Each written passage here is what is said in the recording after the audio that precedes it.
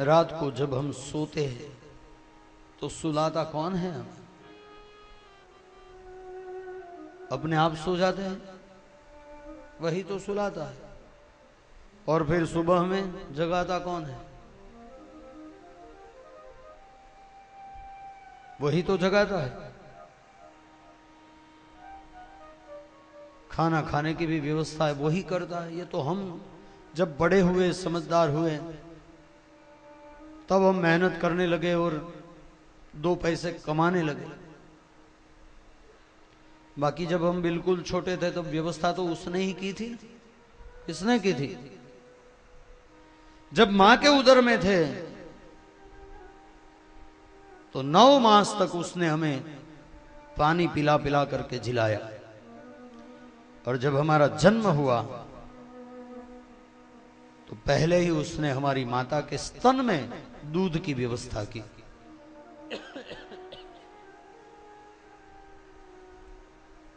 किसने की?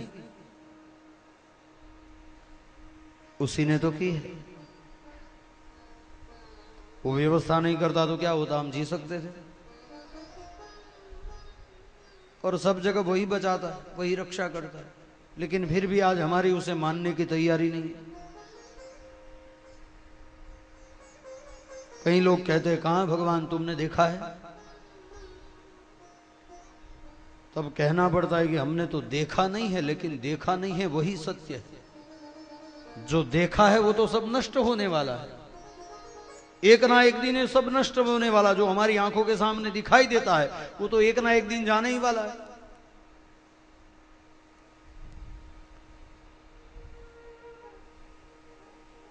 तो नारद जी भक्ति महारानी को कह दे कि पालिता गोप सुंदर्य स कृष्ण क्वापिनो गत। भगवान कहीं नहीं गए। फिर बाद में दोनों को जगाने का प्रयास किया, ज्ञान और वैराग्य को। वेदों, उपनिषद और भगवत गीता के श्लोकों का स्मरण करके, उच्चारण करके जगाने का प्रयास किया, फिर भी वो जागे नहीं। तब आकाशवाणी हुई और आकाशवाणी ने कहा कि तदर्थम तो सत्कर्मम सुरर्षे त्वम समाचरेत। इन दोनों को जागृत करने के लिए, इन दोनों को पुष्ट करने के लिए आप सत्कर्म कीजिए।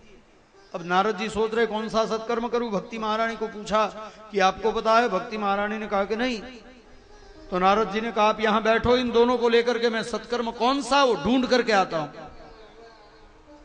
और नारद जी निकले हैं ढूंढने के लिए। कहीं आश्रमों में गए, कहीं घोर वन में, जंगल में फिरे, अनेक ऋषियों को पूछा, और पूछते पूछते आज बद्रिकाश्रम में आए। सनत कुमार जहां उनको मिले और सनत कुमारों से ये सभी बात बताई और कहा कि हे महर्षि, आपको यदि ज्ञान है सत्कर्म कौन सा तो आप मुझे बताइए। तो सनत कुमारों ने कहा हे नारद, मा चिंताम कुरु देवर्षे हर्षम चित्ते समावह उपायः सुख साध्योत्र वर्तते पूर्व एव हि।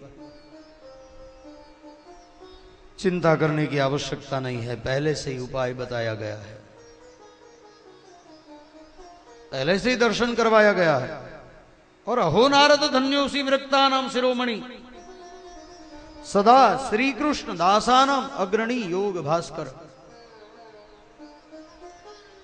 भगवान के भक्तों में सबसे पहला आपका नाम है, नारद जी को कहा सनत कुमारों ने। और बात भी सही है, भगवान का सबसे पहला नाम है नारद जी का। भगवान की डिक्शनरी में जो भक्तों की यादी है उनमें सबसे पहला नाम नारद जी का। इसलिए सनत कुमारों ने कहा कि हो नारद धन्योसी विरक्ता नाम शिरोमणि सदा श्री कृष्ण दासानाम अग्रणी योग भास्कर। सबसे आगे आपका नाम है, आप क्यों चिंता करते? पहले से ही उपाय बताया गया। अब सुनिए, द्रव्य यज्ञस्तपो यज्ञा योग यज्ञस्तथा परे स्वाध्याय ज्ञान यज्ञश्च ते तु कर्म विसूचकाः। द्रव्य यज्ञ, जप यज्ञ, योग यज्ञ, स्वाध्याय यज्ञ, ज्ञान यज्ञ,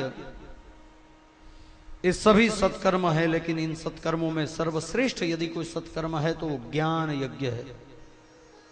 और ज्ञान यज्ञ में भी श्रीमद् भागवतालाप सतु गीतः शुकादिभिः, श्रीमद् भागवत जी की कथा सर्वश्रेष्ठ ज्ञान यज्ञ है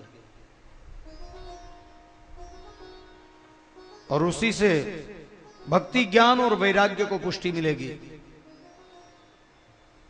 नारद जी ने कहा सनत कुमारों को कि वेद उपनिषद और भगवत गीता में से प्रकट हुआ ये भागवत है और पहले से ही मैंने वेद उपनिषद और भगवत गीता के श्लोकों का उच्चारण कर दिया है, वो जागृत नहीं हुए, पुष्ट नहीं हुए, तो भागवत से थोड़ी होने वाले हैं।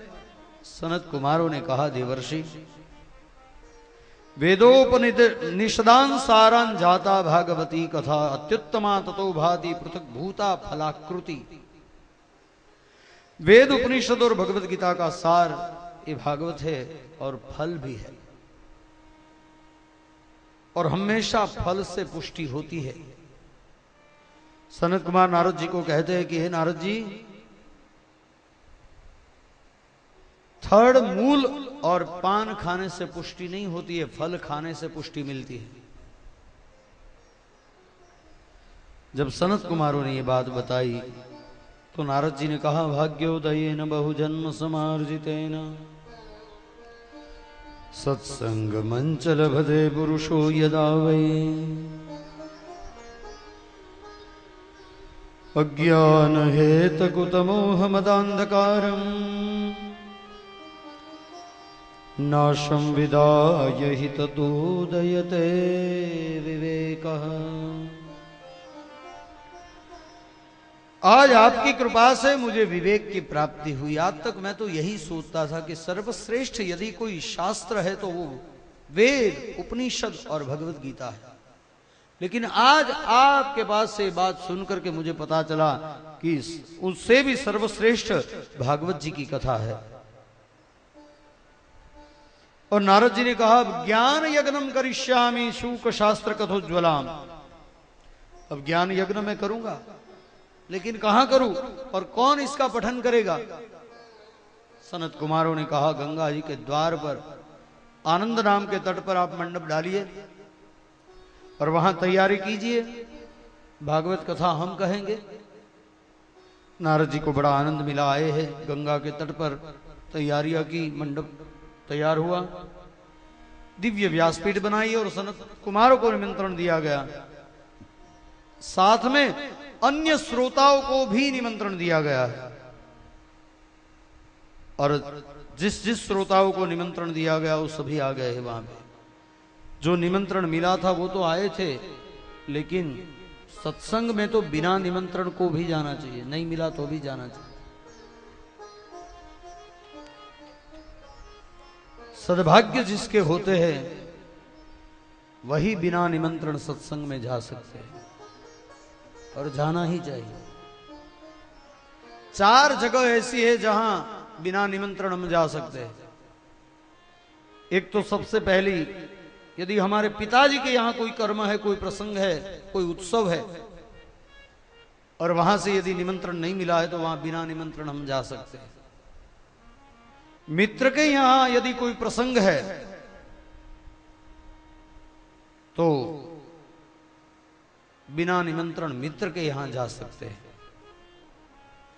गुरु के आश्रम में गुरु के यहां यदि कोई प्रसंग है और निमंत्रण नहीं मिला है तो वहां भी बिना निमंत्रण जा सकते हैं। चेले के यहां नहीं जा सकते बिना निमंत्रण, गुरु के यहां जा सकते हैं। और चौथा, सत्संग में जा सकते हैं बिना निमंत्रण, उसमें निमंत्रण की कोई आवश्यकता नहीं है, बिना निमंत्रण जा सकते हैं। तो नारद जी ने जिन लोगों को निमंत्रण भेजा था वो तो आए, लेकिन कथा हो रही है सुनकर के और भी कई लोग आए हैं श्रवण करने के लिए कथा का। भृगुर्वसिष्ठश्च वनश्च गौतमो मेघातिथि देवल देवरातो। अनेक ऋषियों का आगमन हुआ और कथा का प्रारंभ हुआ। और प्रारंभ में सनत कुमारों ने कहा सदा सेव्या श्रीमद्भागवती कथा यस्या श्रवण मात्रेण हरिश्चित्तं समाश्रये। भागवत जी की कथा का सदैव सेवन करना चाहिए। ए सदा सेव्या सदा सेव्या श्रीमद् भागवती कथा यस्या श्रवण मात्रेण हरिश्चित्तं समाश्रये।